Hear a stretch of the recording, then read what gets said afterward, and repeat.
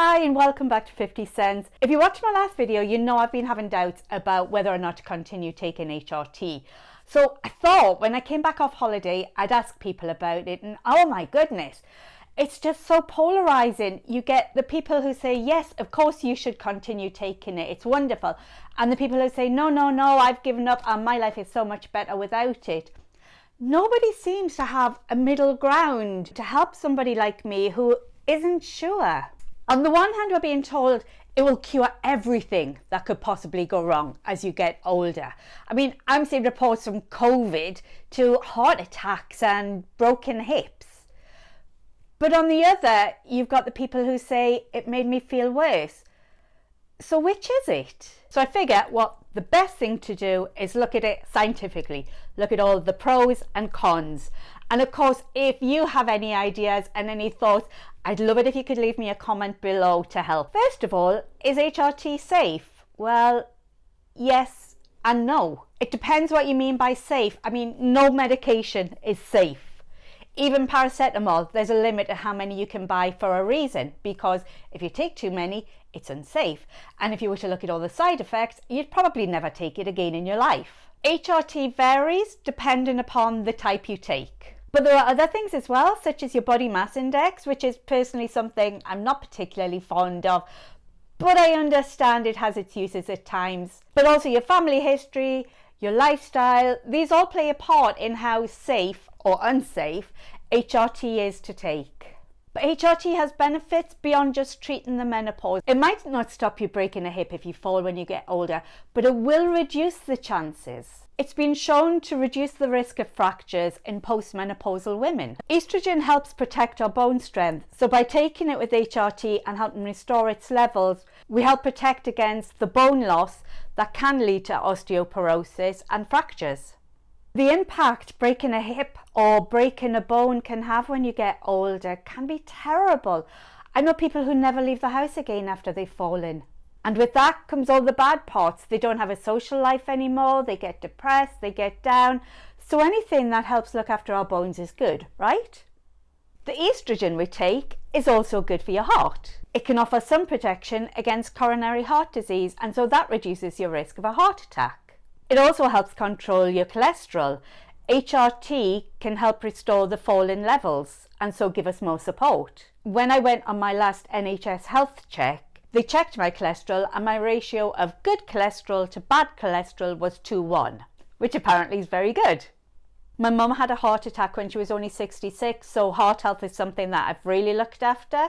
But the nurse did say that the HRT could be playing a part as well. The next pro might seem a little bit vain, but it's not. This study found that women on HRT tend to have lower levels of body fat. However, this vanished once they stopped taking the HRT. If you have hidden body fat, so internal body fat, you run the risk of high blood pressure, risks of heart attack, stroke. Also, drop in estrogen levels could also make your body more resistant to insulin. So restoring it could be of benefit to people at risk of diabetes. And of course, doctors and scientists all say that HRT is the best way of relieving your symptoms. So your hot flushes, your depression, your mood swings, anxiety, loss of libido, vaginal dryness, it all helps with that.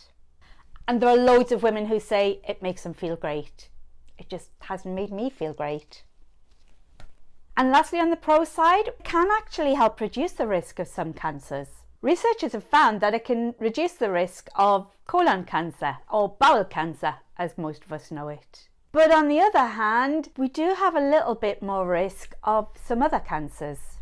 We've all seen the reports about breast cancer and HRT, and there is a slight risk, depending upon how you take it, of womb cancer and ovarian cancer. But I really want to emphasise that the risk is small, and it all depends upon the type of HRT you're taking.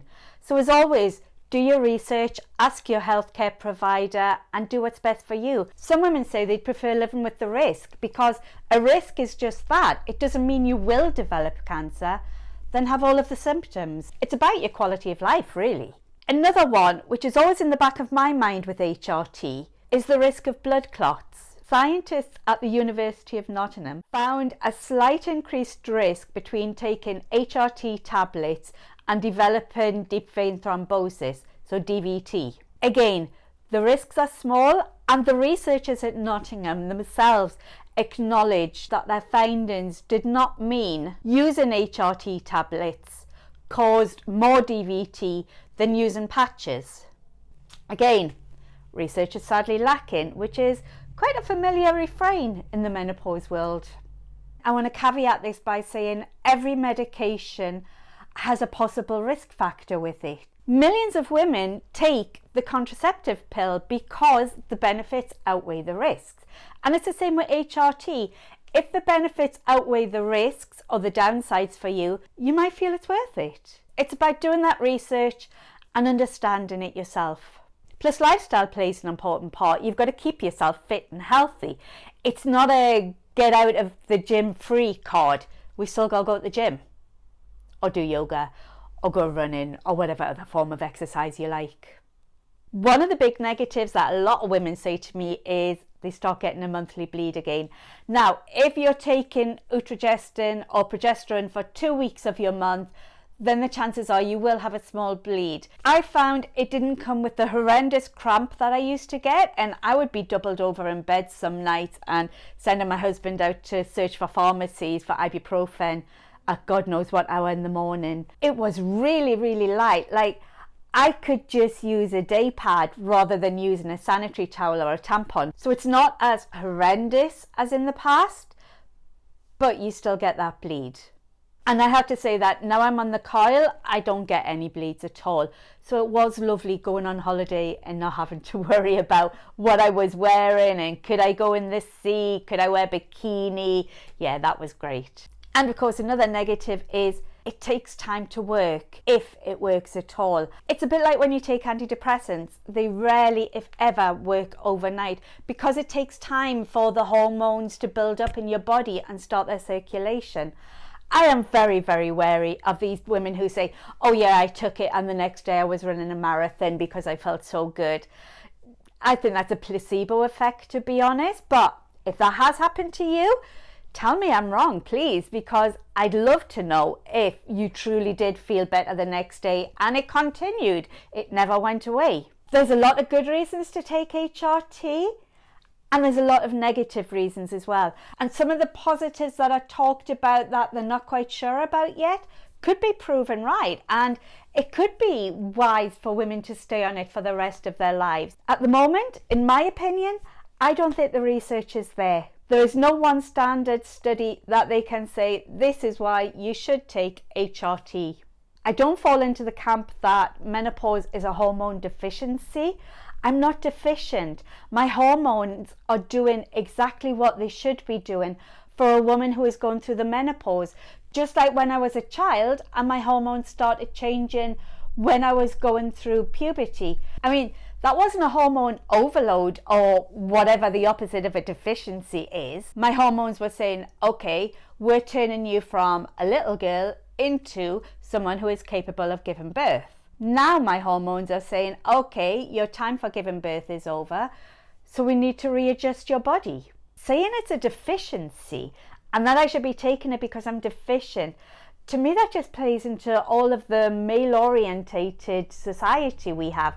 We're deficient because we can no longer give birth. That doesn't wash with me. The one thing they never tell us about menopause is you have your life going on around it. I have my mum getting older, I have work, I have aging, I have an ageist society. There's all these other things that play into our idea of what an older woman should be. And even if you're the strongest woman in the world, they do still have some impact. So all of this, of course, is going to be having some effect on how I feel. HRT won't stop me being viewed as a middle-aged woman when I walk out.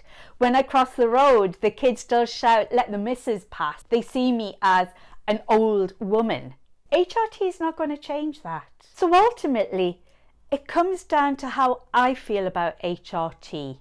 And the truth is, I'm not happy taking it. I'm not happy taking long-term medication unless it's absolutely necessary. And I don't think, for me, HRT is absolutely necessary. So I'm going to give it a couple of months, start really looking at my lifestyle and really making those changes that I know can make a difference. And then I'm going to go HRT free and see what happens. It could end up horrendously. I could be back crying again, but as I've already been crying, then perhaps not. But being a menopausal woman is about taking charge of me. And this feels like I'm taking charge of me. So yeah, I started this video uncertain, and I think I've come to a conclusion. Please let me know if you've been having the same thoughts or doubts. I'd love a comment below. And if you've enjoyed that, please like, share with other people, and don't forget to subscribe. And see you in the next one.